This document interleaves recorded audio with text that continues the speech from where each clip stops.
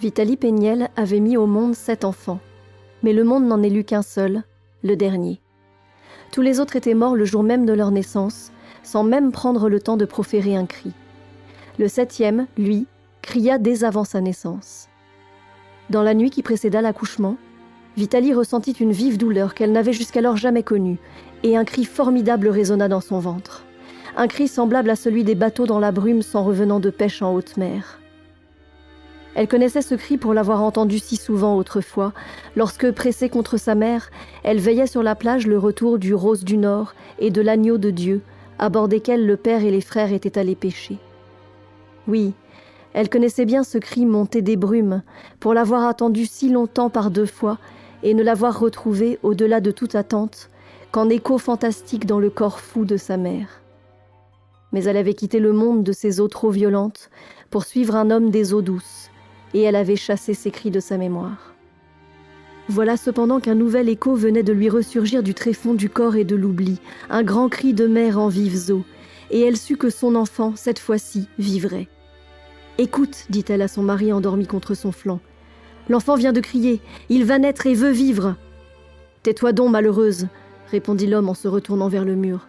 Ton ventre n'est qu'un tombeau qui ne peut rien engendrer. » Au petit jour, tandis que son mari s'était déjà levé pour aller s'occuper des chevaux, Vitaly enfanta au fond de la cabine, toute seule, adossée contre les oreillers.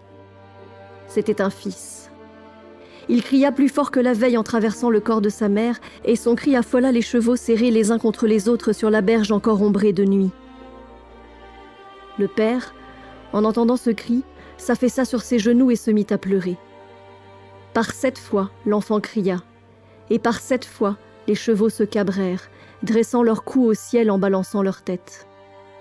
Le père pleurait toujours, et par 7 fois il sentit son cœur s'arrêter. Lorsqu'il se releva et retourna dans la cabine, il vit dans la pénombre luire le corps de sa femme d'un éclat crayeux, et, posé entre ses genoux, l'enfant encore tout ruisselant d'eau et de sang. Il s'approcha du lit et caressa le visage de Vitaly bouleversé de fatigue, de douleur et de joie. Ce visage, à peine le reconnut-il. Il semblait s'être détaché de lui-même, soulevé sous un assaut de lumière, monté depuis les tréfonds de son corps et transfondu en un sourire plus vague et blanchoyant qu'un clair de demi-lune. Puis, il prit son fils dans ses bras. Le petit corps nu pesait un poids immense, le poids du monde et de la grâce. Mais il ne trouva aucun mot, ni pour la mère, ni pour l'enfant, comme si les larmes qu'il venait de verser l'avaient lavé de tout langage. Et de ce jour, il ne retrouva plus jamais la parole.